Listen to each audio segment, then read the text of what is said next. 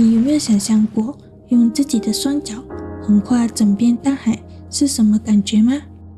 在日本的濑户内海上，有一条被沦为单车圣地的道路，这里有数之不尽的海景和迷人的海岸线，这一切都被跨海大桥像珍珠一样串在了一起。骑行在桥面上，吹不完的海风会让你有一种错觉，以为自己是一只海鸟，在碧蓝的海面上穿梭。很多人问我，骑70公里不累吗？老实说，出发前我也很担心，但后来我发现，与每一次转弯后的惊喜相比，这些担心早就跑到脑后了。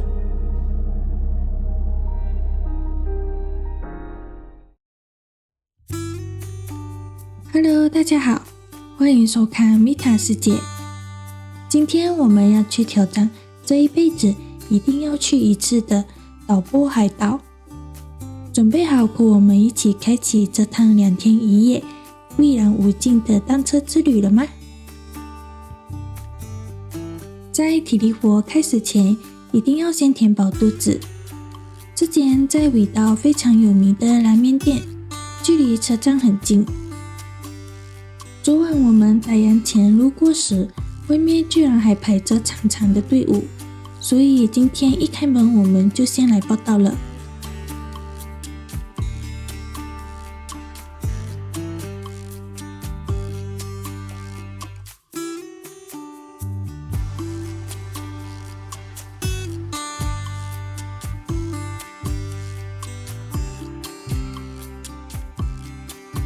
这碗就是招牌的尾道拉面，我们还加点了黑色炒饭。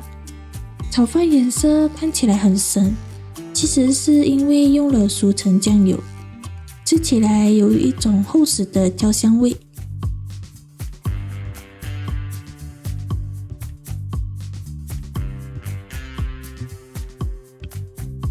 而尾道拉面最特别的是，它带有浓郁的柴鱼香，搭配贝子的油香，吃起来很有层次感。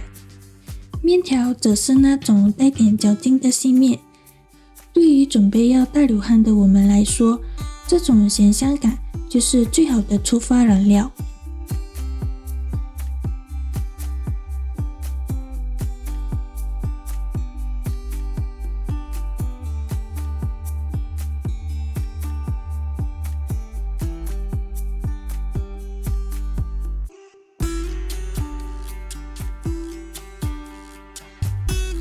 临脚踏车时，我想分享一个心得。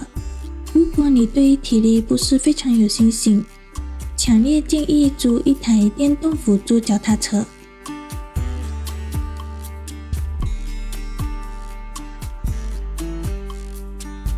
岛波海道虽然美，但每座桥的前后都有一段长长的引道山坡。有了电扶车，你才能有余力去欣赏风景，而不是全程都在跟大腿肌肉搏斗。当然，如果你是体力狂，可以挑战这种专业的公路车，在平路上的速度感真的非常迷人。出发前，我们要先带着车搭渡轮去向导，人加车只要110日元，航海大约5分钟。当船慢慢离开码头，看着尾道这座山城渐渐变小，那种冒险正式开始的紧张感，真的会让人不自觉地抓紧手把。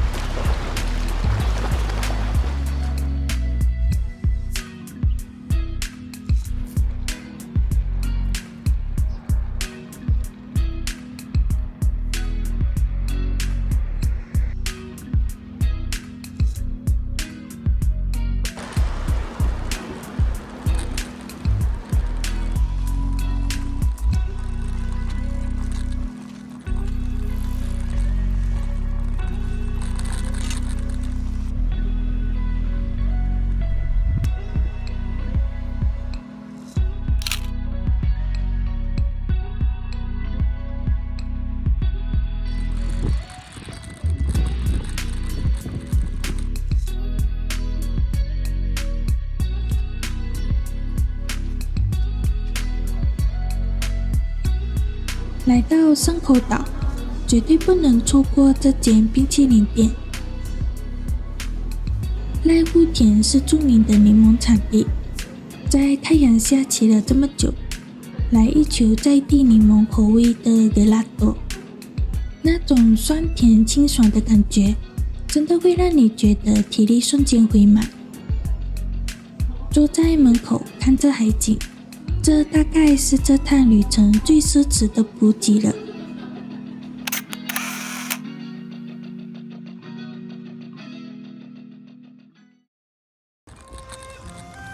同样在山口岛，我们顺路去了一个很像异世界的地方。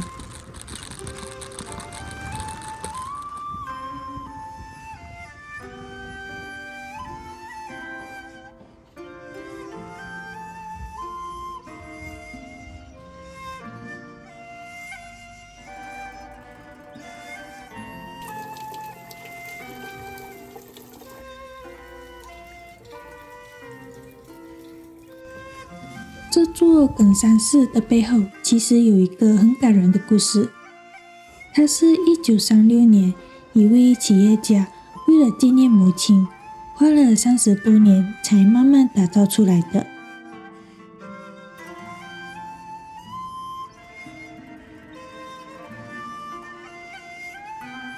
里面的建筑色彩非常华丽，甚至参考了日本各地知名的寺庙风格。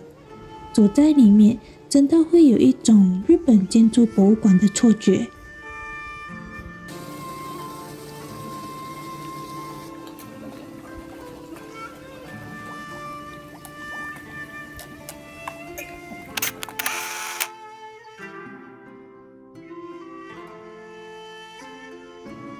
但最让我印象深刻的是这里的千峰洞地狱峡。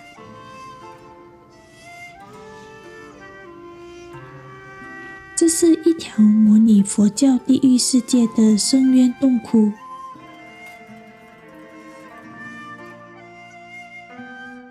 里面的气氛瞬间变得昏暗阴凉，墙上展示着各种佛教故事的雕像，这种压迫感会让你有一种真的入地狱的感觉。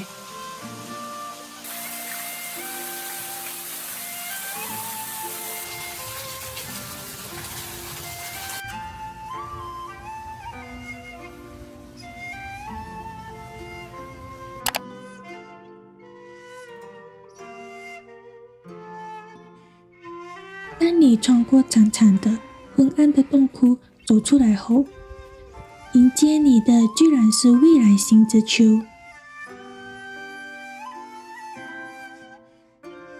这里整片庭园都是用意大利进口的白色大理石打造的。当你从刚刚的地狱峡走出来，看到眼前这片纯白世界，对应湛蓝的天空，那种视觉冲击感真的会让你以为自己瞬间来到了另一个国家。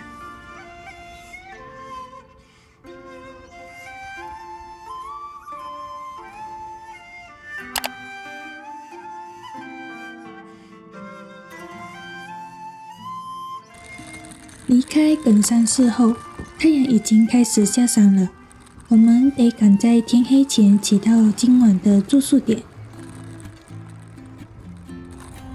途中我们会经过这座壮丽的多多罗大桥，它是岛波海盗非常重要的地标。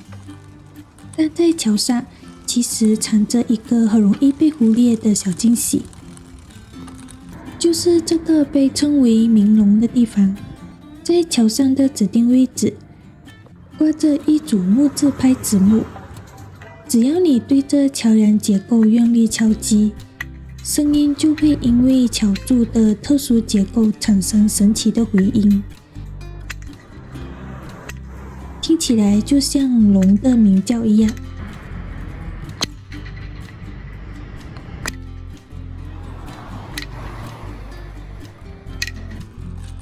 很多骑得很快的单车骑士，如果不注意看，很容易就会跟这条龙擦身而过。说真的，在海风这么大的桥面上，能听到这种清澈而又神秘的回声，真的会让你觉得这座桥好像是有生命的。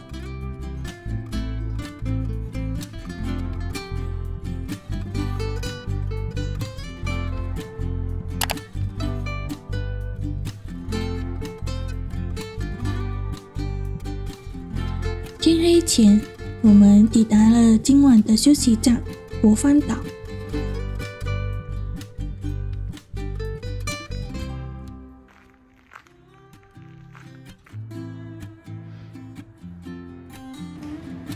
这间哈纳古里民宿非常贴心，室内就有停放脚踏车的空间。这里是采取自助入住，空间简约干净。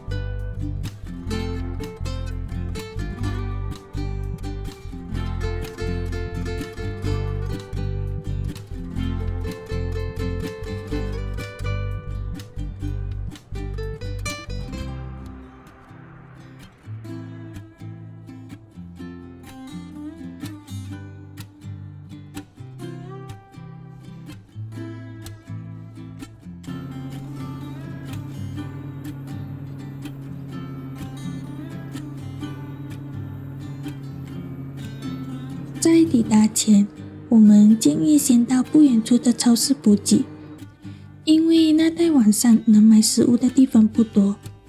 买个便当回来，在公共空间利用微波炉热一下，听着窗外的海浪声吃晚餐，这就是旅行最真实的样子。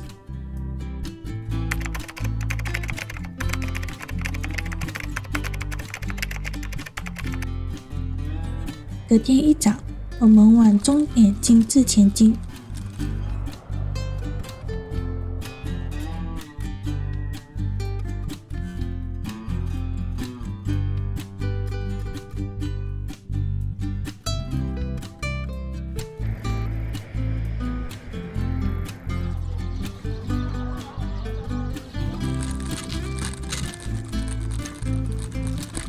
进入四国前，我们遇到了一段超长的坡道。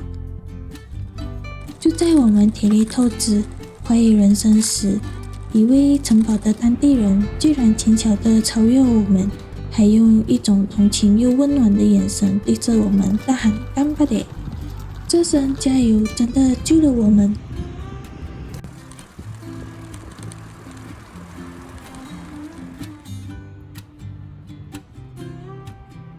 当看到终点 Sunrise Itoyama 的大字时，那种成就感真的无法形容。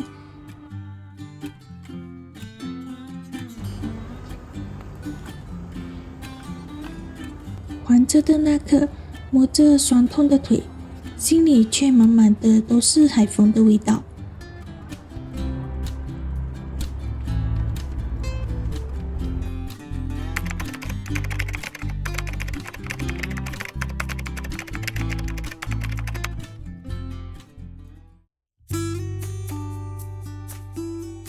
70公里，2天时间。岛波海盗一直是我们人生清单中的一项，很高兴终于完成了。虽然过程只是不断的踩踏，但那些风景和与当地人的互动，都会变成一辈子的回忆。接下来我们将开始4国的旅程。如果你也喜欢这种慢慢走的感觉，记得订阅我们。我们下一个风景见。